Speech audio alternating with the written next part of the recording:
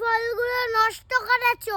সুমি দিদির জন্য উল্টো পাল্টা কিউই রেসিপি বানিয়েছে, তাই বারে তুমি আমাকে এই কিউই ফলগুলোর মাখা করে দাও। সুমির জন্য আগেরবার কিউইর যে জুস বানিয়েছিলাম আর কিউই যে পোড়া মাখিয়ে দিয়েছিলাম ছেলে সেই কথাটাই বলছে। সুমির জন্য কিউই ফলের যে জুসটা বানিয়েছিলাম সেটা কিন্তু তোমরা খুব ভালোবেসেছো, কিন্তু আমার ছেলের একটুও পছন্দ হয়নি। তাই জন্য ও আজকে বললো যে মা আমাকে শুধু মাখা বানিয়ে দাও। আমাকে জানো তো এই মাখা ভিডিও করার আইডিয়াটা সুমি দিয়েছিল। ও বলেছিল কাকিমা তুমি এত সুন্দর মাখা বানাতে পারো, তাহলে কেন ভিডিও করে সেগুলো দেখাও না? তুমি মাখার ভিডিও করলে আমাদের যেমন খাওয়া হবে তেমন অন্যদেরও কিন্তু ইচ্ছা হবে মাখা তৈরি করে খাওয়া। তোমরা অনেকেই বলো যে কাকিমাকে তো আগে কোনোদিন ভিডিওতে দেখা যায়নি।